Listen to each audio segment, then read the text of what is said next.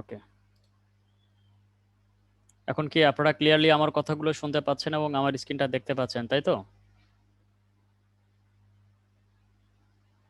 Okay, thank you. আচ্ছা, আমরা class শুরু করে দেই, অলরেডি 10টা 9 বাজে। হ্যাঁ, তো সবাই আমরা যারা পরে আমরা উপস্থিত হব তারা অবশ্যই হচ্ছে যে যেন আমরা মিউট করে আমরা ক্লাসে জয়েন করি।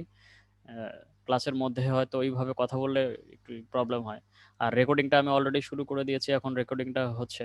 হ্যাঁ, আমাদের গত ক্লাসে যে পর্যন্ত আমরা গুগল অ্যালগোরিদম নিয়ে আমরা কথা বলতেছিলাম গত ক্লাসে। সো আজকে গুগল অ্যালগোরিদমটা শেষ করব। শেষ করার পরে আমরা কিওয়ার্ড রিসার্চের বেসিক থিওরিটা আমরা আজকে দেখব। ঠিক আছে? তো যতটুকু পারি আমরা শেষ করব কিওয়ার্ড রিসার্চের বেসিকগুলা। দেন তারপরে হচ্ছে যে আমরা কিওয়ার্ড রিসার্চের মূল পর্বে অর্থাৎ প্র্যাকটিক্যালের মূল পর্বে যাব। তো আমরা যদি থিওরিটা যদি ভালোভাবে না বুঝি তাহলে প্র্যাকটিক্যালি গিয়ে কিন্তু ওই টার্মগুলো সম্পর্কে আমরা পরিচিত হব না। তখন কিন্তু আমাদের মাথার উপর দিয়ে যাবে। তো সেই জন্য হচ্ছে যে বেসিক নলেজটা নেওয়ার জন্য থিওরিটা ক্লাসটা খুবই ইম্পর্ট্যান্ট।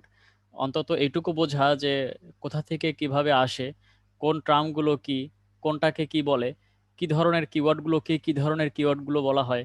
সো এই বিষয়গুলো যখন আমাদের মাথার মধ্যে থাকবে তখন কিন্তু আমরা প্র্যাকটিক্যালি আমাদের জন্য একটু ইজি হয় কিওয়ার্ডগুলো ফাইন্ড আউট করা। তখন হয়তো আপনাদেরকে একটু ধরাই দিলে আপনারা তখন সেগুলোকে বুঝতে পারবেন।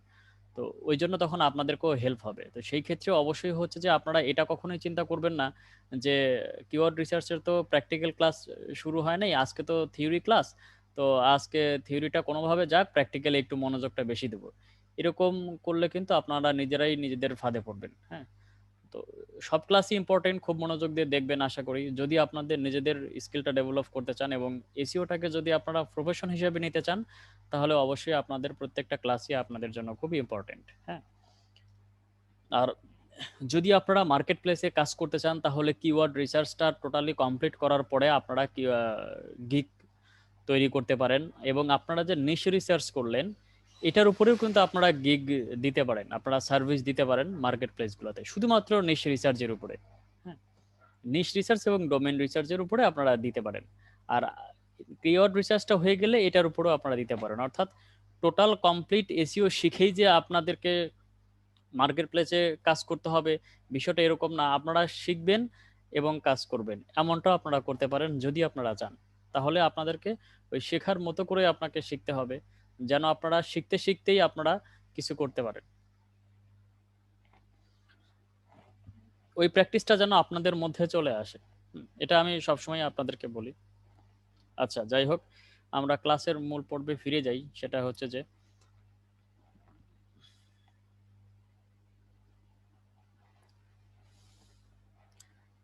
আচ্ছা, ক্লাস মাত্র শুরু হলো, আপনি দেরিতে জয়েন করেছেন, খুবই ভালো।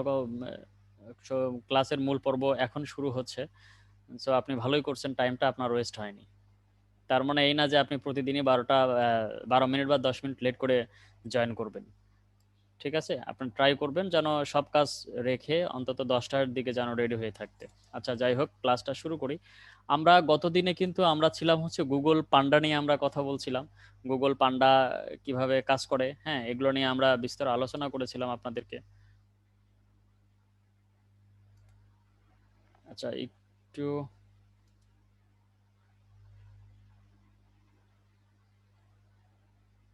এখানে ফিক্সড হয় না কেন?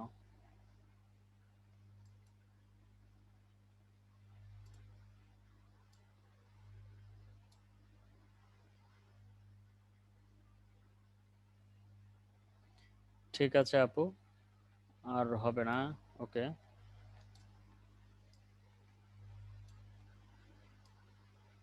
একটু আমি আমার মতো করে একটু ফিক্সড করে নেই।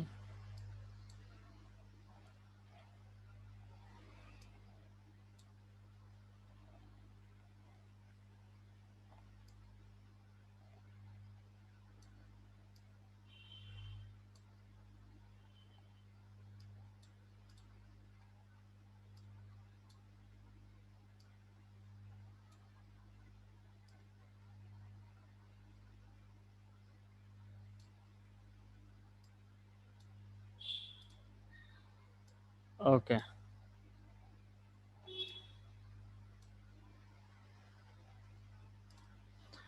আচ্ছা, গতদিনে আমরা পান্ডা সম্পর্কে আমরা বিস্তারিত আলোচনা করেছি যে পান্ডা কিভাবে কাজ করে। হ্যাঁ, পান্ডা অ্যালগোরিদম গুলোকে আপনি যদি কোনো ধরনের ভুল ত্রুটি করেন, কোন ভুলের কারণে পান্ডা অ্যাটাক করে। তো আজকে আমরা যেটা নিয়ে আলোচনা করব সেটা হচ্ছে গুগল পেঙ্গুইন। হ্যাঁ, তো পেঙ্গুইনটা মূলত হচ্ছে যে কি, মূলত পেঙ্গুইনটা হচ্ছে যে আমরা যে ব্যাকলিঙ্ক গুলো করি, লিঙ্ক বিল্ডিং গুলো করি, এই স্প্যামি লিঙ্ক বিল্ডিং গুলোকে এটা ফাইন্ড আউট করে। তো স্প্যামি ব্যাকলিঙ্ক গুলো কিভাবে তৈরি হয়, এখন মনে করেন যে আপনি হচ্ছে যে গ্রাফিক ডিজাইনার, অর্থাৎ আপনি ধরেন আপনি কসমেটিক কিনবেন, মনে করেন আপনি একটা কসমেটিক কিনবেন। তো নিশ্চয়ই কসমেটিক কিনতে গেলে কিন্তু আপনাকে কসমেটিকের দোকানে যেতে হবে। আপনি যদি মাছের বাজারে গিয়ে যদি আপনি কসমেটিক খোঁজেন, আপনি কিন্তু কসমেটিক পাবেন না। বাট আপনি যদি তাও পেতে চান এবং আপনি যদি মাছের বাজারে গিয়ে যদি আপনি কসমেটিক খোঁজেন, তাহলে কিন্তু আপনি ইরিলিভেন্ট জায়গায় আপনি আসছেন, আপনি রিলিভেন্সি মেনটেন করেন নাই। হ্যাঁ, এখন যদি আপনি মনে করেন যে কেউ একজন মাছের বাজারের মধ্যে যদি কসমেটিক নিয়ে এসে যদি বিক্রি করে, হ্যাঁ, সেটা হবে তার হচ্ছে ইরিলিভেন্ট মার্কেট প্লেস। সো এইটা তার জন্য হচ্ছে স্প্যামি, এটা তার বসার জায়গা না। বাট সে এখানে এসে বসছে, তার মানে কি এটা অবৈধভাবে সে এখানে এসে বসছে, সে এখানে বিক্রি করতেছে। সো এটাকে বলা হয় স্প্যামি। এখন যদি আপনি যে নিশ নিয়ে আপনি কাজ করছেন, যে ওয়েবসাইটটা নিয়ে আপনি কাজ করছেন, মনে করেন আপনি গ্রাফিক ডিজাইন নিয়ে আপনি কাজ করছেন। এখন গ্রাফিক ডিজাইন নিয়ে আপনি কাজ করার পরে আপনি এসইও সেকশনে হচ্ছে আপনি ব্যাকলিঙ্ক গুলো নিলেন, তাহলে কিন্তু এটা ইরিলেভেন্ট হলো, এটা কিন্তু হলো না। অর্থাৎ অথবা আপনি গ্রাফিক ডিজাইন নিয়ে আপনি কাজ করেন বা আপনি এসইও নিয়ে আপনি একটা ওয়েবসাইট তৈরি করছেন, কিন্তু আপনি ব্যাকলিঙ্ক নিচ্ছেন কোন ওয়েবসাইট থেকে? হেলথ ওয়েবসাইট থেকে, যে যেখানে হচ্ছে যে আপনার ওয়েট লস নিয়ে আলোচনা করা হচ্ছে, যেখানে আপনার কিভাবে ওজন কমানো হয় এই ধরনের ট্রিক্স নিয়ে কথা বলা হচ্ছে, এই ধরনের মেডিসিনগুলো ওখানে সেল করা হচ্ছে, কিভাবে শরীরটাকে ফিটনেস রাখার জন্য কি কি ধরনের মেডিসিনগুলো বাজারে আসছে এগুলো নিয়ে আলোচনা করা হচ্ছে। ঠিক সেই সাইটগুলোতে আপনি কি করছেন? এসিওর ওয়েবসাইটের হচ্ছে আপনি ব্যাকলিঙ্ক নিচ্ছেন, তাহলে কিন্তু এটা টোটালি কিন্তু ইরিলিভেন্ট। সো এই যে ইরিলিভেন্ট ব্যাকলিঙ্ক গুলা, এগুলোকে বলা হয় স্প্যামি লিঙ্ক। এই স্প্যামি লিঙ্ক গুলো হচ্ছে যে গুগল পেঙ্গুইন এটাকে ফাইন্ড আউট করে, এটাকে পিজিয়ন এটাকে ধরে ফেলে। এবং যদি আপনি, এটাকে বলা হয় আহ, এটা কোয়ালিটিফুল না। হ্যাঁ, তো আপনাকে কোয়ালিটিফুল এনশিওর করতে হবে রিলেভেন্সি মেনটেন করে। তো এই ধরনের প্রবলেমে যখন আপনি পড়বেন, তখন আপনাকে গুগল পেঙ্গুইন এই অ্যালগোরিদম আপনাকে অ্যাটাক করবে।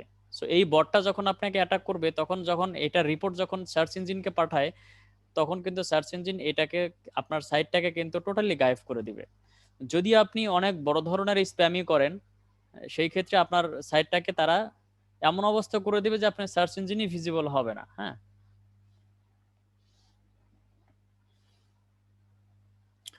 তো সেই ক্ষেত্রে অবশ্যই অবশ্যই আপনারা এই দিকটা খুবই মেনে চলবেন যে অন্তত কোনোভাবেই যেন পেঙ্গুইন যেন এই ধরনের কোনো প্রবলেম না পড়ে। হ্যাঁ, আরেকটা পয়েন্ট হচ্ছে যে এখানে, আচ্ছা আমি একটু লিখে দেই তাহলে আপনাদের জন্য একটু সুবিধা হবে। সেটা হচ্ছে যে এটা যদি 1 নম্বর পয়েন্ট হয়, হুম,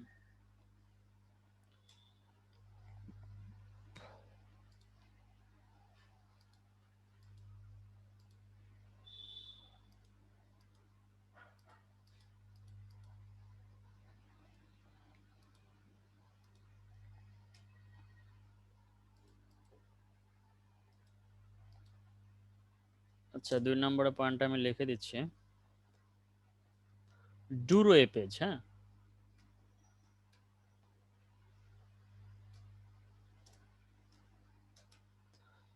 সো ডুরোয়ে পেজটা কি, দেখেন আমি একটু যদি বলি, সেটা হচ্ছে যে ডুরোয়ে পেজটা, আমরা কোন পেজগুলোকে আমরা ডুরোয়ে পেজ বলি? এই ডুরোয়ে পেজটা যদি আপনি হচ্ছে যে মেনটেন না করেন, তাহলে কিন্তু আপনাকে গুগল পেঙ্গুইনটা ধরবে। তো ডুরোয়ে পেজটা হচ্ছে যে, আমি আপনাদেরকে একটু বলি, সেটা হচ্ছে যে মনে করেন আপনি হচ্ছে যে একটা কিছু লিখে আপনি খোঁজার চেষ্টা করছেন। হ্যাঁ, তো দেখা গেল যে আপনি যেটা খোঁজার চেষ্টা করছেন, বা অনেক সময় দেখা যাচ্ছে আমরা ফেসবুকে হোক বা এমনি গুগলে সার্চ ইঞ্জিনে হোক, আমাদের সামনে কিন্তু স্ক্রল করলে অনেক নিউজ কিন্তু আমরা দেখতে পাই।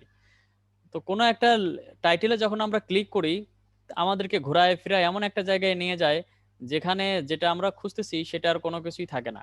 তো এটাকে বলা হয় হচ্ছে ডুরোয়ে পেজ।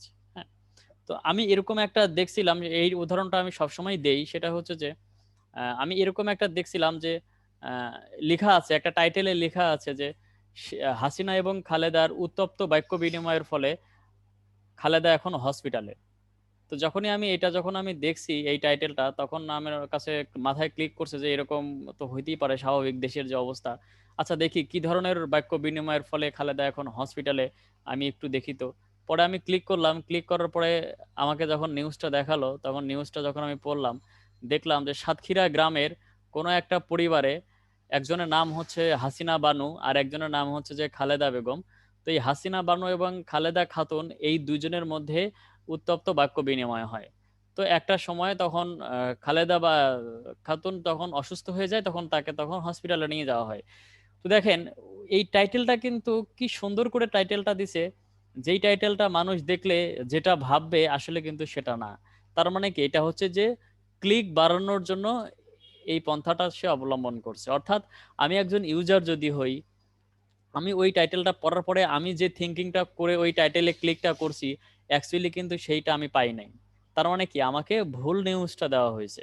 তার মানে কি, আমি প্রতারিত হয়েছি। সার্চ ইঞ্জিন এটাকে খুবই ডিসলাইক করে, যে আমার ইউজার্সকে, আমার অডিয়েন্সকে কখনোই কোনোভাবেই যেন প্রতারিত যেন না করো। যদি এরকম হয় তাহলে অবশ্যই সেটা স্প্যামের পর্যায়ে পড়বে এবং গুগল পেঙ্গুইন এটাকে তখন ফিল্টারিং এর মধ্যে নিয়ে আসবে এবং তখন এটাকে অ্যাটাক করবে।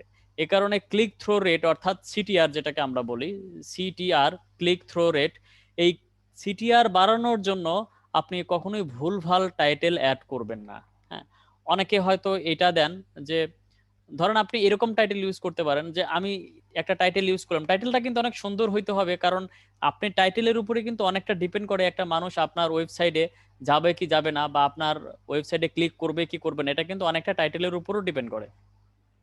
কিন্তু টাইটেলটা মিথ্যা কোনো টাইটেল হওয়া যাবে না। আপনার টাইটেলের ইনফরমেশনটা বেশি অ্যাট্রাকটিভ করার জন্য কোনো ভুল টাইটেল তৈরি করা যাবে না। আপনি সঠিক টাইটেলই তৈরি করেন, কিন্তু একটু সুন্দরভাবে। যেমন হচ্ছে যে, ধরেন দুইজন ব্যক্তি একই রকম ওয়েবসাইটের তৈরি করছে এবং তারা দুইখানে মানে একই সাথেই হচ্ছে যে তারা এসইওর সার্ভিস প্রোভাইড করে বা এসইও ট্রেনিং নেয়। তো মনে করেন যে সেই ব্যক্তি টাইটেলটা ঠিক এইভাবে লিখলো যে কিভাবে খুব সহজে এসইও শেখা যায়, সে এই টাইটেলটা দিছে। তো দেখেন এই টাইটেলটা দেওয়ার পরে কিন্তু এখানে কিন্তু সে লিখে দিচ্ছে যে কিভাবে খুব সহজে এসইও শেখা যায়। তো ওর ওখানে কিন্তু অনেক ক্লিক পড়বে। তো আমি যদি এটা উল্লেখ করে দেই যে কিভাবে 7 দিনে এসইও শেখা যায় বা কিভাবে 15 দিনে এসইও শেখা যায়, তাহলে কিন্তু আমার টাইটেলের ক্লিকটাতে কিন্তু বেশি ক্লিক পড়বে। কারণ কি, এখানে কিন্তু আমি ডিউরেশনটা কিন্তু মেনশন করে দিছি অলরেডি, কিন্তু আমি বলে দিছি যে টাইম লিমিটেশনটা আমি করে দিছি কিন্তু, যে কিভাবে 15 দিনে এসইও শেখা যায়। তখন কিন্তু মানুষের মাথায় এটাই ক্লিক করবে যে 15 দিনের মধ্যে আমি এসইও শিখে ফেলবো, তাহলে তো এটাই আমার দরকার। তখন কিন্তু তারা এটাতে ক্লিক করবে। তো ক্লিক করার পরে গিয়ে দেখবে যে আসলে 15 দিনে আপনি এতটুকু শিখতে পারবেন, বাকিটুকু শিখতে হলে আপনাকে এরকম এরকম ভাবে শিখতে হবে, বা আপনি 15 দিনে আপনি খুব সংক্ষিপ্ত আকারে এইটুকু আপনি শিখতে পারবেন। সো ওয়েবসাইটের ভিতরে আমি যেটা লিখবো সেটাই হয়তো সে পড়বে। তো যে লিখছে যে খুব সহজে কিভাবে এসইও শেখা যায়, তার কন্টেন্টটাও কিন্তু অনেকটা এরকমই। সো দুইটাই প্রায় একই রকম সাইডে, শুধুমাত্র টাইটেলটা ভিন্ন হওয়ার কারণে, টাইটেলটা অ্যাট্রাকটিভ হওয়ার কারণে কিন্তু একটা সাইডে বেশি ক্লিক পড়বে, আরেকটা সাইডে কিন্তু ইউজার্সটা কম যাবে। এখন যদি আরেকজন যদি ব্যক্তি যদি এরকম ভাবে লিখে যে আসুন কিভাবে একদিনে বা 1 ঘন্টায় এসইও শেখা যায়, এটা কিন্তু আবার বেশি বাড়াবাড়ি। তখন কিন্তু এটা মানুষ কিন্তু এমনি বুঝে যাবে যেটা ফেক। তারপরে অনেকে কিউরিসিটি থেকে তখন আবার অনেকে তখন এটাকে ক্লিক করে দেখবে, দেওয়ার পরে তখন এই যে বাংলায় একটা কথা লিখে কমেন্ট বক্সে একটা বাংলায় কথা লিখে চলে আসবে, যেটা আপনার আমার ভালো লাগবে না। হ্যাঁ, তো এটা সম্পূর্ণভাবে আপনারা পরিহার করবেন যে টাইটেলটাকে খুব আকর্ষণীয় করার জন্য এমন কোনো ভুল ইনফরমেশন যেন টাইটেলের মধ্যে না থাকে, যেটা আপনি বুঝাতে চাচ্ছেন, যেটা একজন অডিয়েন্স যেটা বুঝবে, সে যেন সেটাই আপনার ওয়েবসাইটের মধ্যে গিয়ে পায়। এরকম ভাবে আমাদেরকে টাইটেল তৈরি করতে হবে, আদারওয়াইজ কিন্তু এটা গুগল পিজিয়নের মধ্যে, পেঙ্গুইন এর মধ্যে পড়বে। আর এই পেঙ্গুইনটা যদি অ্যাটাক করে তাহলে হচ্ছে যে আপনার সাইটটা কিন্তু অনেক বড় ধরনের প্রবলেমের মধ্যে আপনার সাইটটা পড়বে। সো এই দিকটা অবশ্যই অবশ্যই খেয়াল রাখবেন।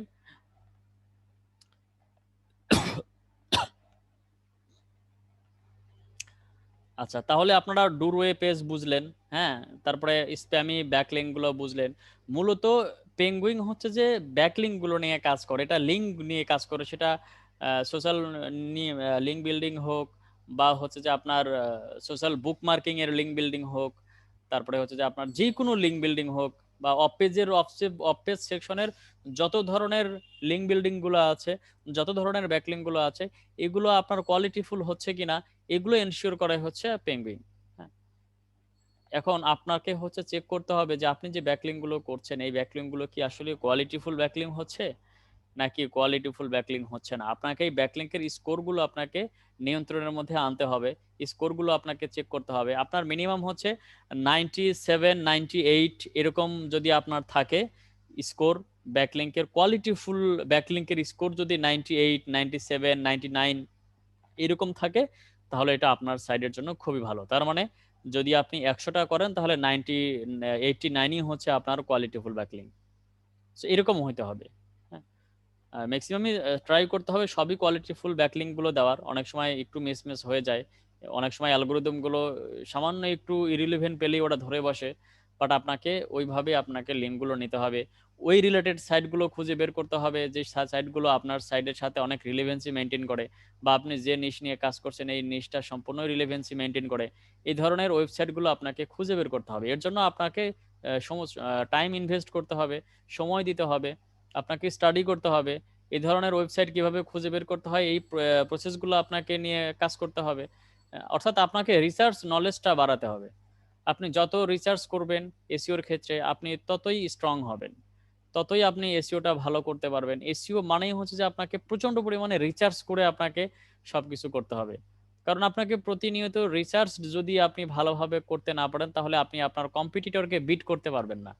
আর আপনি যদি আপনার কম্পিটিটরকে বিট করতে না পারেন তাহলে তো আপনি এসইও টপ র্যাঙ্কিং করতে পারবেন না, বা টপ পেজে আপনি আসতে পারবেন না। কারণ আপনি জানেন না কিভাবে আপনার কম্পিটিটরদেরকে রিসার্চ করতে হয়, কিভাবে আপনার কম্পিটিটরদেরকে বিট করতে হয়, কিভাবে তাদের ভুলগুলো খুঁজে বের করতে হয়, কিভাবে আপনার ওয়েবসাইটের ভুলগুলো খুঁজে বের করে সেগুলো সমাধান করতে হয়।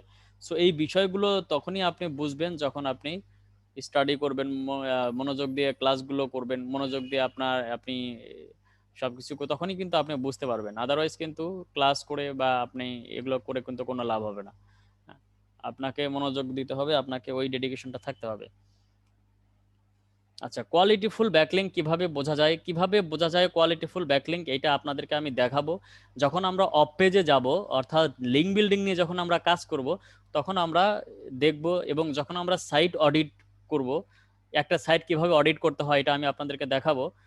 আমি নিজে একটা সাইট অডিট করে আপনাদেরকে দেখাবো, দেন তারপরে আমি আপনাদেরকে দিয়ে করাবো। তখনই আপনারা বুঝবেন যে কোয়ালিটিফুল ব্যাকলিঙ্ক গুলো কিভাবে চেক করতে হয়। ঠিক আছে, তখন আপনারা বিষয়গুলো নিয়ে একদমই ক্লিয়ার হয়ে যাবে।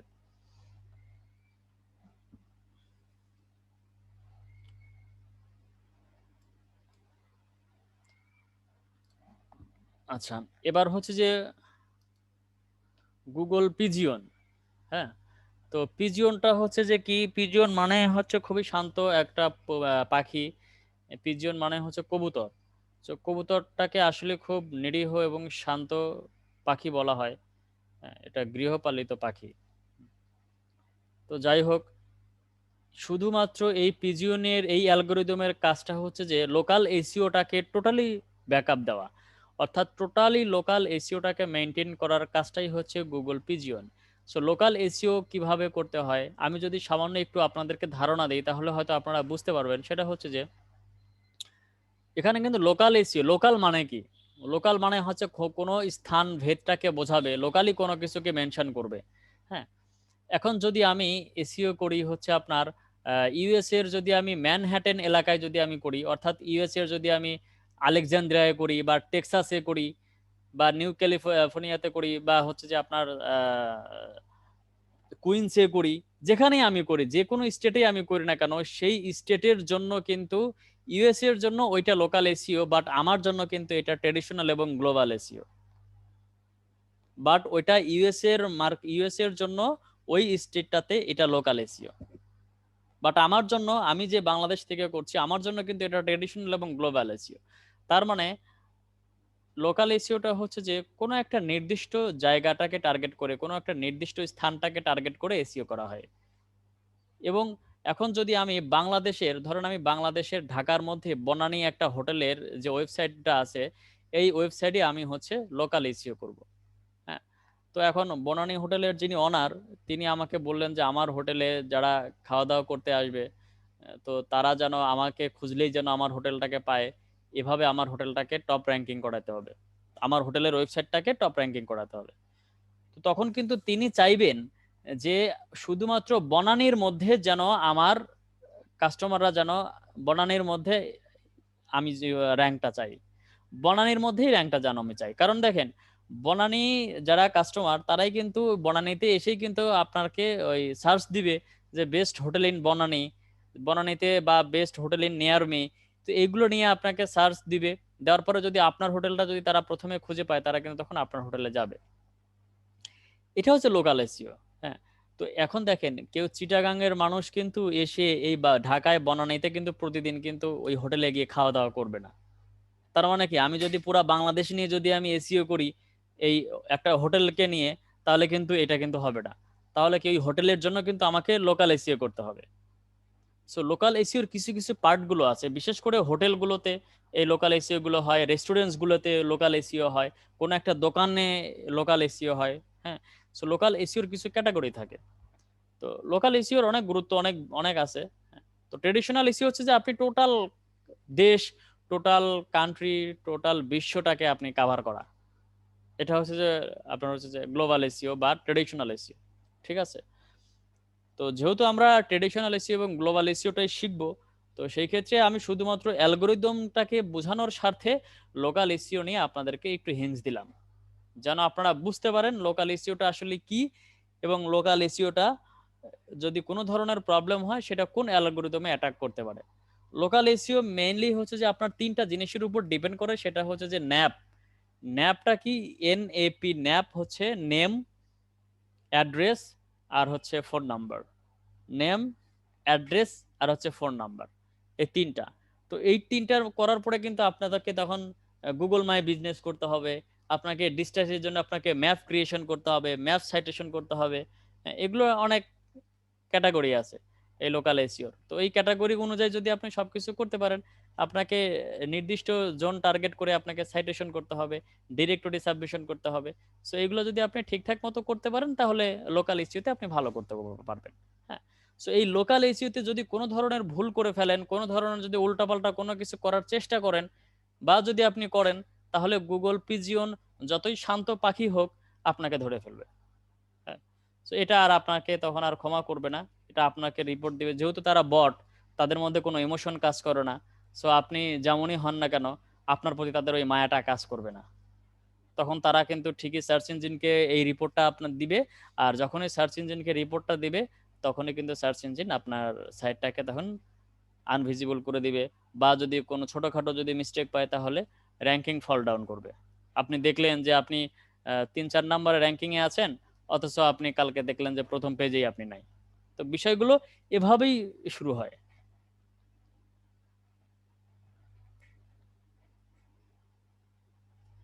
আমার কথাগুলো কি আপনারা বুঝতে পারছেন? যেগুলো আমি আপনাদেরকে বোঝাচ্ছি, আপনারা কি বুঝতে পারছেন?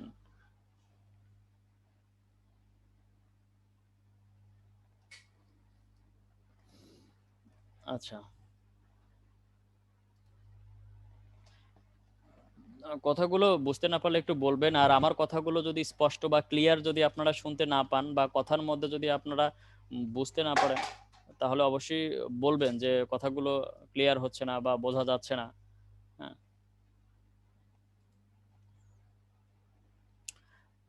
গুগল পেডে, হ্যাঁ, এই অ্যালগোরিদম কাজ কি? আচ্ছা, এটা আপনাদের খুব একটা লাগবে না। এটা মূলত হচ্ছে যে আপনাদের জাস্ট একটু বলি, বলার জন্য বলি, সেটা হচ্ছে যে যখন আপনারা গুগল পিপিসি করবেন, হ্যাঁ, পেইড ক্যাম্পেইন করবেন, তখন যদি আপনারা কোনো ধরনের ভুলভাল যদি কোনো কিছু করেন, বা কোনো ধরনের কোনো কিছু যদি আনএথিক্যাল কোনো কিওয়ার্ড নিয়ে যদি আপনারা কাজ করতে চান, যেটা আপনার নিয়মতান্ত্রিকের বাইরে, তাহলে গুগল পেডে এটাকে আপনাকে ধরে ফেলবে।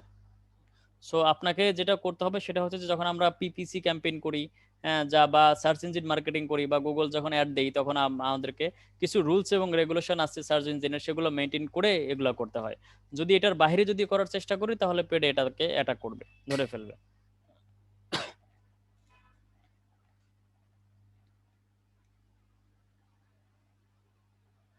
আচ্ছা, লোকা এখন আমি যে এসইওটা আপনাদেরকে শেখাচ্ছি, ট্রেডিশনাল এসইও এবং হচ্ছে যে আপনার গ্লোবাল এসইও, তো এইটা আমি যেভাবে আপনাদেরকে বোঝাবো, তাতে করে আপনাদের আপাতত লোকাল এসইওটা না শিখলেও এইটা আপনারা ক্লিয়ার ধারণা পাবেন। এইটার জন্য যে আপনাকে লোকাল এসইও শিখতেই হবে বিষয়টা এমন না, বাট লোকাল এসইও যদি আপনি আলাদাভাবে শেখেন, সেটা আপনাদের স্কিল ডেভেলপমেন্টে হেল্প হবে। যে আপনি লোকাল এসইও করতে পারেন, আপনি এসইও করতে পারেন, এটা আলাদা একটা হেল্প হবে। টোটালি তো আলাদা দুইটা জিনিস হবে। কারণ লোকাল এসইও এবং ট্রেডিশনাল এসইও কিছুটা ভিন্ন পথে আপনাকে আগাতে হয়, দুইটা সেম জিনিস না। আচ্ছা, গুগল পাইরাইট, আমি যদি একটু গুগল পাইরাইটের কথা বলি, সেটা হচ্ছে যে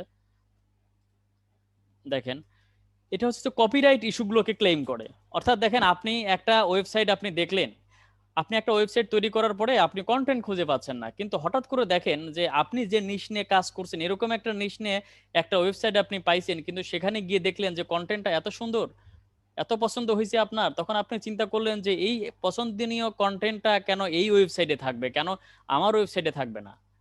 ওই কন্টেন্টটা তো আমার ওয়েবসাইটে থাকার কথা, এই ওয়েবসাইটে আছে কেন? তখন আপনি কি করলেন, সুন্দর করে সেখান থেকে কপি করে আপনার ওয়েবসাইটে বসায় দিলেন, দিয়ে তখন আপনি এটাকে ইন্ডেক্স করে ফেললেন। তখনই সাথে সাথে তখন এই যে গুগল পেরাইট এই কপিরাইট ইস্যুটাতে ক্লেম করে ফেলবে সাথে সাথে। এটা যে যারটা কপি করলেন, ওই অনার যদি আপনার এটাতে ক্লেম নাও করে, বাট বট আপনার এটাতে ধরে ফেলবে, অ্যাটাক করে ফেলবে। তখন এটাকে সার্চ ইঞ্জিনকে যখন এটাকে আপনাকে রিপোর্টটা দিবে, তখন কিন্তু আপনি আর বাঁচতে পারবেন না। না, আপনি বাঁচতে পারবেন কিন্তু আপনার ওয়েবসাইটটা আর বাঁচতে পারবেন না। তখন আপনার ওয়েবসাইটে প্রবলেম হবে, আপনার ওয়েবসাইটে র্যাঙ্কিং করবে না, ইন্ডেক্সটা হবে না। তো বিভিন্ন ইস্যুতে আপনার তখন প্রবলেমগুলো হবে। সেই ক্ষেত্রে চেষ্টা করবেন যেন আপনারা কপিরাইট ফ্রি করতে পারেন। এখানে আমি যতটুকু জানি আপনারা ম্যাক্সিমামই কন্টেন্ট রাইটার, খুব ভালো ভালো কন্টেন্ট রাইটার এখানে আছেন আপনারা। সো আপনারা যেহেতু খুব ভালো ভালো কন্টেন্ট রাইটার, সেক্ষেত্রে আপনাদের কন্টেন্ট লিখতে কোনো প্রবলেম হবে না আশা করি। আপনারা এই কপিরাইট ইস্যুতে তো অবশ্যই যাবেন না, তারপরেও আমি বোঝানোর জন্য আপনাদেরকে বলছি, ঠিক আছে? তো সেই ক্ষেত্রে কখনোই কোনো অবস্থাতেই কোনো কিছুতেই আপনারা কপিরাইট ইস্যুতে যাবেন না। যদি কোনো ব্যাকলিঙ্কের ক্ষেত্রে হোক, যদি কোনো গেস্ট ব্লগিং এর ক্ষেত্রে হোক, যদি কোনো নেট সাইটের ব্লগিং এর ক্ষেত্রে হোক, একটা সিঙ্গেল লাইনও আপনারা কোথায় থেকে কপি করবেন না। এটা এখন আপনারা যদি চিন্তা করেন যে কপি একটা লাইন থেকে করে আমি যদি প্যারাফ্রেজ করি, যদি একটু চেঞ্জ করে দেই, তাহলেই তো মনে হয় ইউনিক হয়ে যায়। তো যে এই টুলটা বানাইছে, আপনি কি তার থেকে বেশি বুঝবেন যে এই টুলটার অনার? তো এই টুলটার মধ্যে কতটুকু কি আছে সে তো জানে।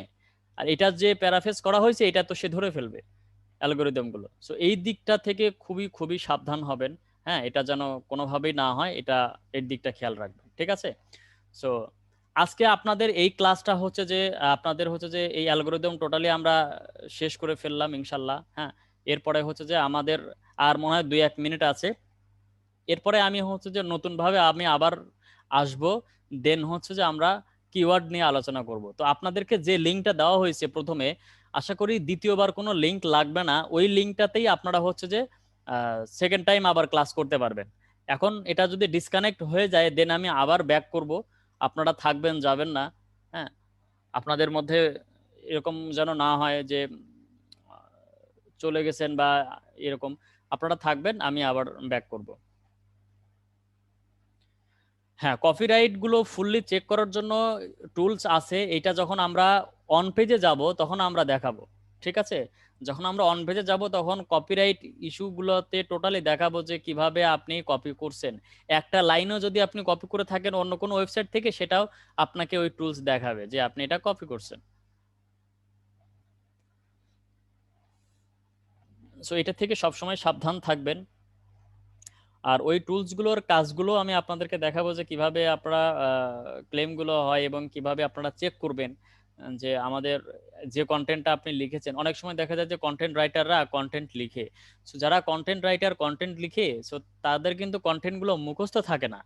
হ্যাঁ, কোনো নতুন একটা নিশ নিয়ে যখন তারা বা কিওয়ার্ড নিয়ে যখন তারা কন্টেন্টটা লিখতে শুরু করে, তখন কিন্তু তাদের ওই বিভিন্ন ব্লগ তাদেরকে পড়তে হয়, বিভিন্ন আর্টিকেল তাদেরকে পড়তে হয়, ওই রিলেটেড কিছু কিছু আর্টিকেল পড়তে হয়। এই কারণে পড়তে হয় যেন ওই নলেজটা যেন হয়, যে নতুন একটা আর্টিকেলটা লেখার ওই নলেজটা যেন হয়।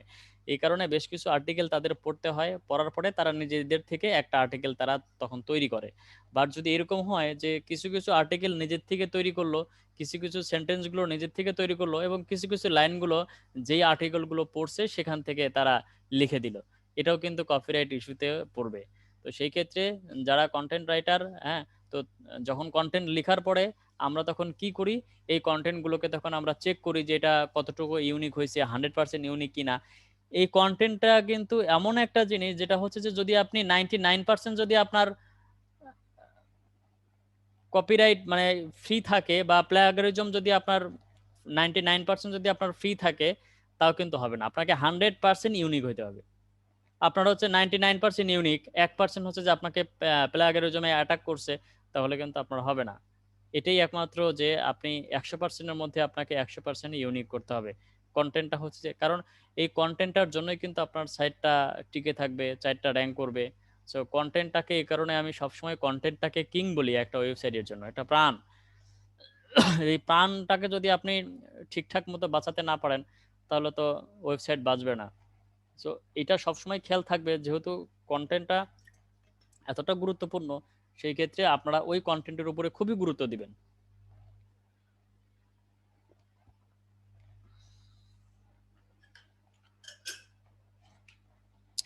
এখানে যারা আপনারা ক্লাস করছেন, আমি যতটুকু জানি আপনারা ম্যাক্সিমামই হচ্ছে যে কন্টেন্ট রাইটার।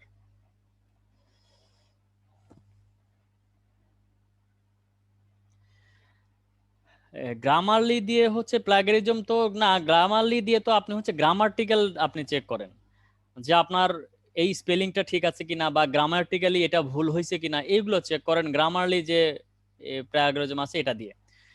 কিন্তু কোন সেন্টেন্স কোথা থেকে আপনি কপি করছেন, এটার জন্য আপনাদেরকে আমি কিছু টুলস দেখাবো, ওই টুলসটা দেখলে আপনারা বুঝতে পারবেন।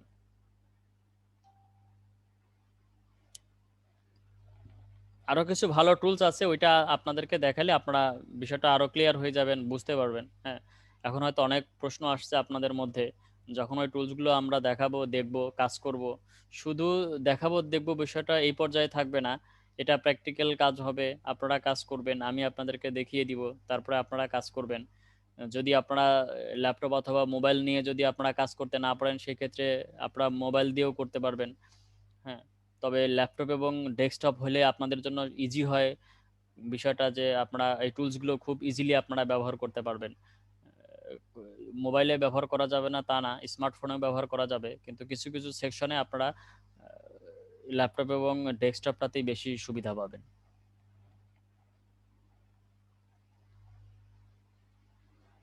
হ্যাঁ, প্লাগারিজম দিয়ে যদি চেক করে থাকেন তাহলে হবে, কিন্তু আমি আরো কিছু টুলস আপনাদেরকে দেখাবো যেটা আপনাদের জন্য ভালো হবে।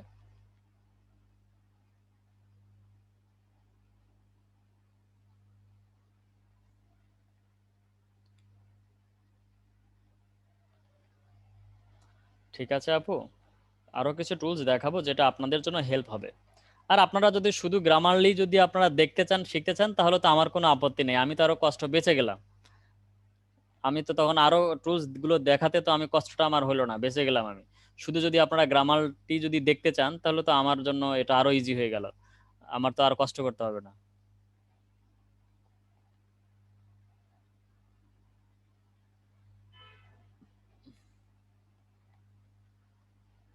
আর মনে হয় কয়েক সেকেন্ড আছে। হ্যাঁ, তো তারপরে হচ্ছে যে লাইনটা অফ হয়ে যাবে, দেন আমরা আবার ব্যাক করি, কারণ এখন নতুন টপিক ধরছি না, যে যে কোনো সময় এটা অফ হয়ে যেতে পারে। ঠিক আছে আপু, অন্যগুলো দেখাবো। হ্যাঁ, এমনিতেই দুষ্টামি করলাম, অন্যগুলো দেখাবো, কোনো প্রবলেম নেই।